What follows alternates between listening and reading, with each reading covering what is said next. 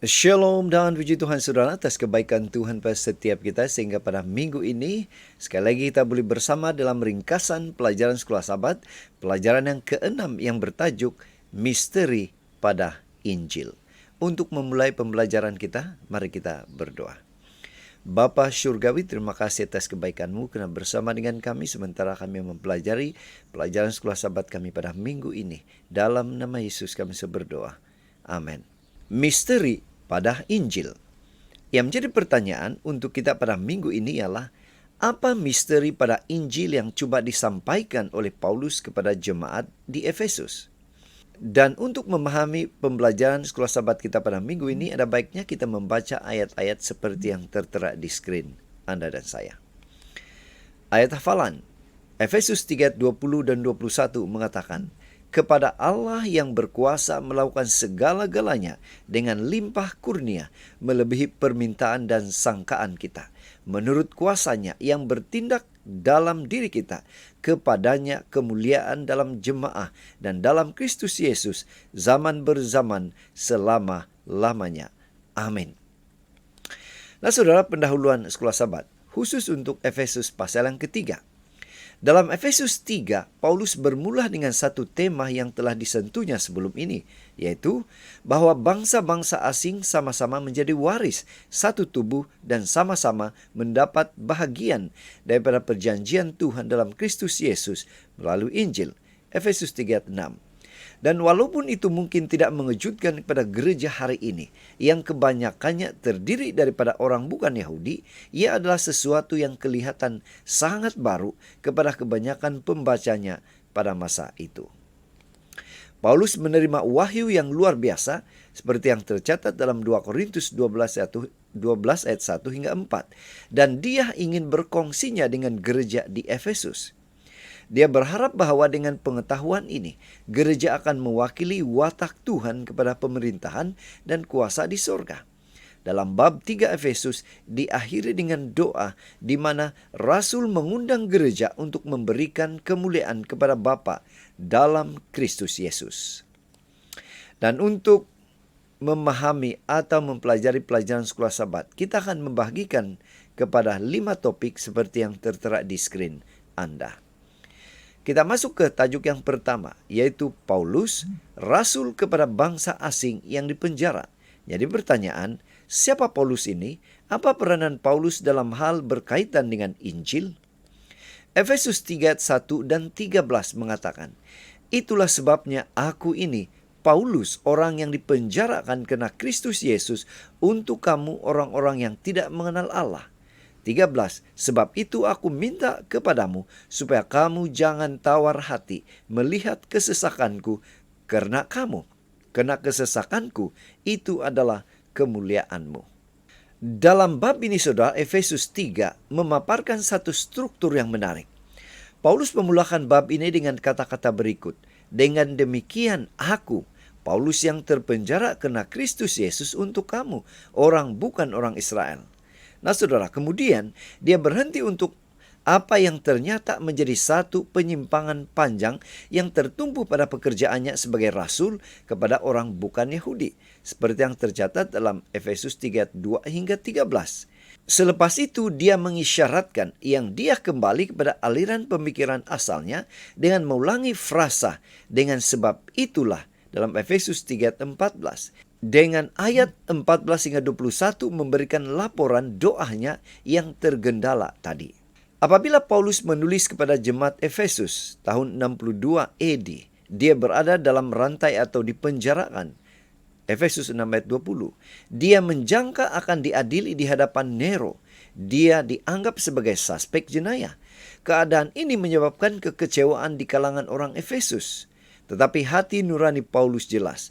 Daripada surat-surat lain yang dia tulis pada masa yang sama dengan Efesus, kita tahu bahwa dia yakin akan dibebaskan tidak lama lagi. Filipi 2 ayat 24, Filemon 22. Tambahan pula, dia tidak pernah menganggap dirinya sebagai tawanan Rom. Dia adalah tawanan Kristus.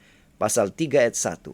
Dipenjara karena percaya dan memberitakan Kristus.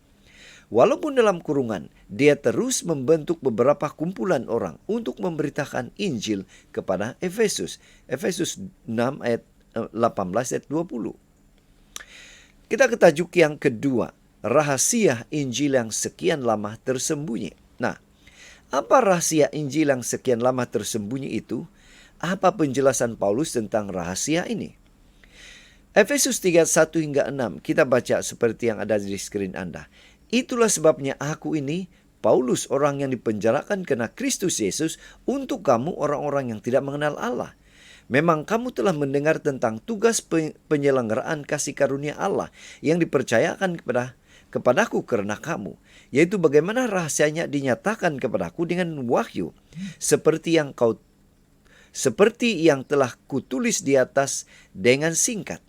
Apabila kamu membacanya, kamu dapat mengetahui daripadanya pengertianku akan rahasia Kristus, yang pada zaman angkatan-angkatan dahulu tidak diberitakan kepada anak-anak manusia, tetapi yang sekarang dinyatakan di dalam roh kepada rasul-rasul dan nabi-nabinya yang kudus, yaitu bahwa orang-orang bukan Yahudi, karena berita Injil, turut menjadi ahli-ahli waris dan anggota-anggota tubuh dan peserta dalam janji yang diberikan dalam Kristus Yesus.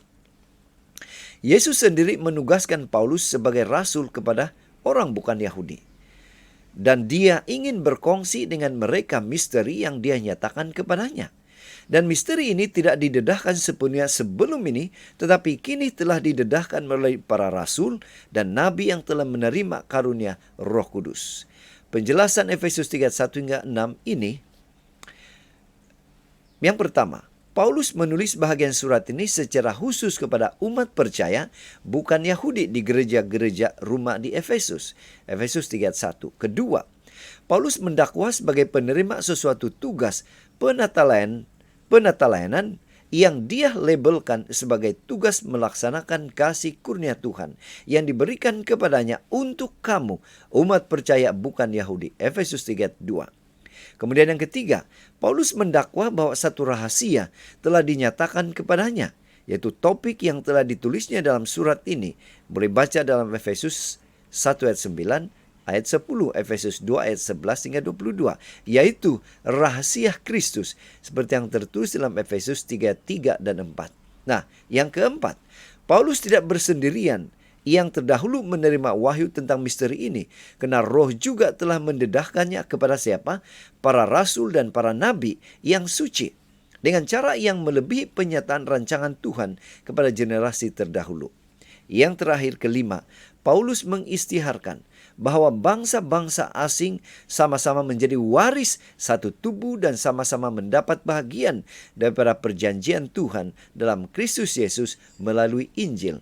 Efesus 3 ayat 6. Apakah misteri ini? Sekali lagi pertanyaan ini. Rahasia ini ialah Injil, orang-orang bukan Yahudi menjadi ahli waris bersama Israel, menjadi anggota satu tubuh dan berkongsi janji dalam Kristus Yesus. Sehingga kematian Yesus, Tuhan terutama menyatakan dirinya kepada umat Israel. Sekarang, pendedahan itu merangkumi semua orang tanpa membezakan etnik. Tajuk yang ketiga, gereja penyingkap kebijaksanaan Tuhan. Menjadi pertanyaan, apakah yang Paulus katakan tentang Tuhan dan tindakan Tuhan dalam Efesus 3 ayat 7 hingga 13? Bagaimana gereja boleh menjadi penyingkap kebijaksanaan Tuhan? Bagaimana buku Efesus menerangkan kemuskilan ini? Efesus 3 ayat 7 hingga 13. Mari kita baca, saudara. Dari Injil itu aku telah menjadi pelayannya menurut pemberian kasih karunia Allah yang dianugerahkan kepadaku sesuai dengan pengerjaan kuasanya.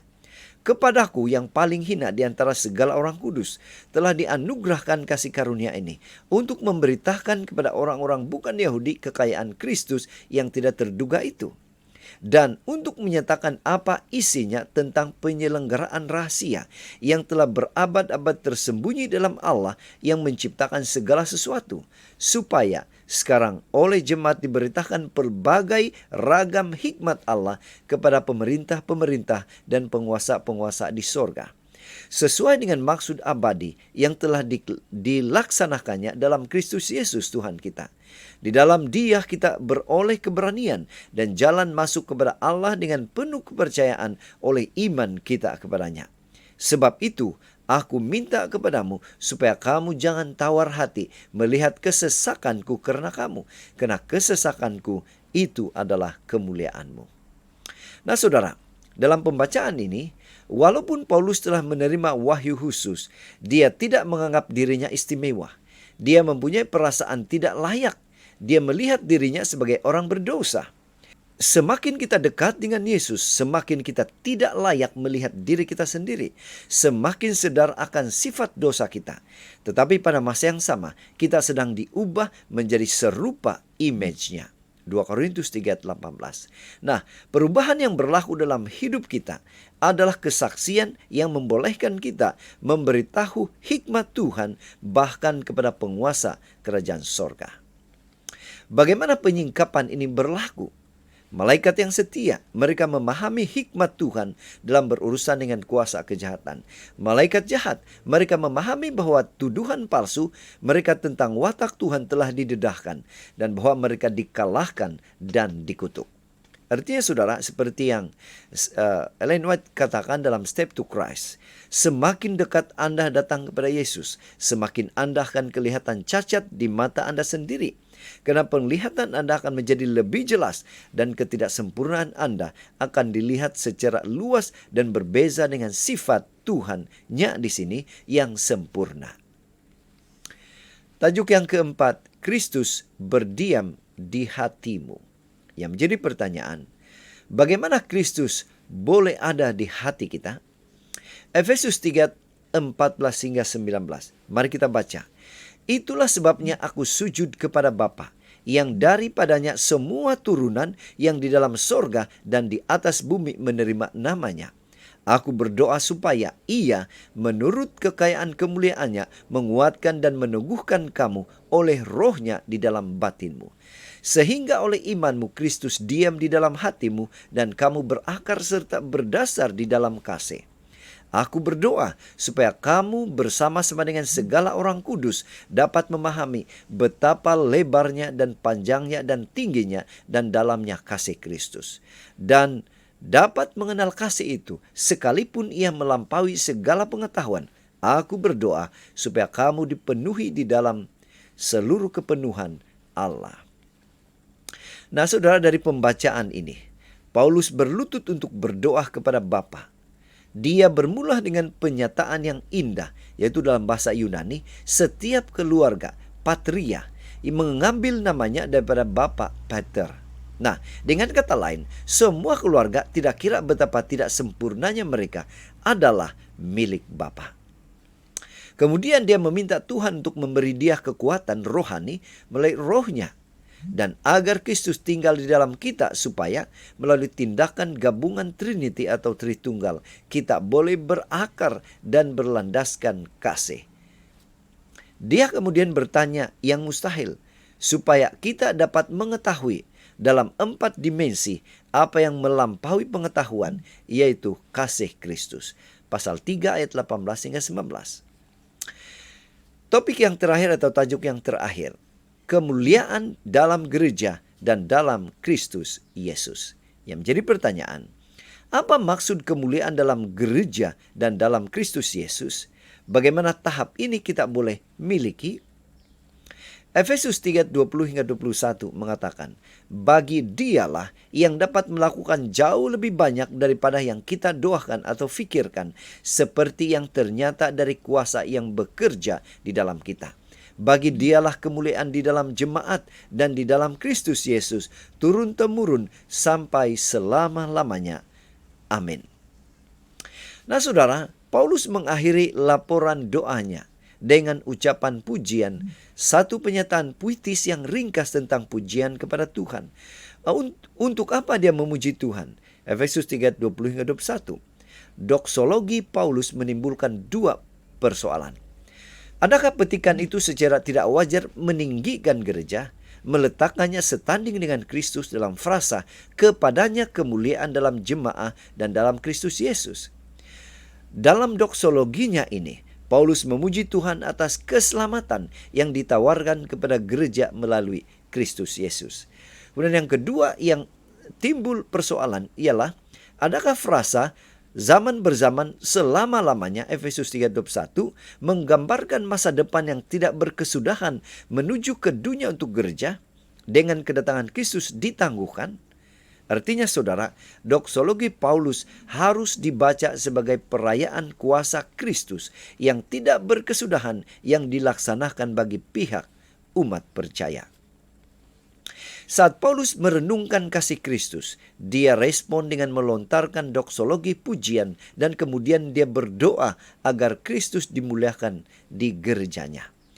Doksologi ini mengajarkan kita bahwa yang pertama, Tuhan mampu melakukan lebih dari apa yang kita minta. Yang kedua, Tuhan boleh melakukan untuk kita apa yang kita tidak faham, yang mustahil pikiran manusia. Yang ketiga, kuasanya bekerja dalam diri kita. Dan yang terakhir, sebagai sebuah gereja, kita mesti senantiasa memberi kemuliaan kepada Yesus Kristus. Nah, yang menjadi pertanyaan, manakah antara ajaran ini amat penting kepada Anda? Mari kita tanya kita secara pribadi. Pena Inspirasi menyatakan, Kristus yang tinggal di dalam jiwalah yang memberi kita kuasa rohani dan menjadikan kita saluran terang. Semakin banyak terang yang kita miliki, semakin banyak yang dapat kita berikan kepada orang lain di sekeliling kita. Semakin dekat kita hidup dengan Yesus, semakin jelas pandangan kita tentang keindahannya. Apabila kita melihat Dia dalam kesuciannya, kita dapat melihat dengan lebih jelas kesalahan tabiat kita sendiri. Kita merindukan Dia dan untuk kepenuhan yang ada di dalam Dia dan yang bersinar dalam kesempurnaan tabiat surgawinya, dan dengan melihat kita diubah menjadi serupa dengan image-nya. Jadi saudara, dari pelajaran Sekolah Sabat kita pada minggu ini, kita boleh menyimpulkan bahwa tema pelajaran kita pada minggu ini, yaitu pelajaran minggu ini mengetengahkan 3 topik utama. Yang pertama, doa Paulus dan keinginannya untuk gereja adalah untuk melihat gereja sebagai masyarakat manusia yang baru, termasuk orang bukan Yahudi. Yang kedua, kemasukan orang bukan Yahudi adalah satu rahasia dan kejutan besar Tuhan kepada manusia. Paulus adalah pelayan yang rendah hati bagi rahasia ini. Yang ketiga, karena kemasukan orang bukan Yahudi dan dengan demikian semua bangsa manusia ke dalam rancangan keselamatan, gereja menjadi paparan kebijaksanaan, kasih, kuasa dan kemuliaan Tuhan baik di bumi dan di seluruh alam semesta. Jadi saudara, sekian saja ringkasan pelajaran Sekolah Sabat kita pada minggu ini. Semoga ini boleh membantu kita di dalam mempelajari pelajaran Sekolah Sabat kita pada minggu ini. Tuhan memberkati kita. Mari kita berdoa. Bapa Syurgawi, terima kasih karena Engkau hadir di tengah-tengah kami, sehingga kami mengerti pelajaran Sekolah Sabat kami pada minggu ini. Dalam nama Yesus kami berdoa. Amin.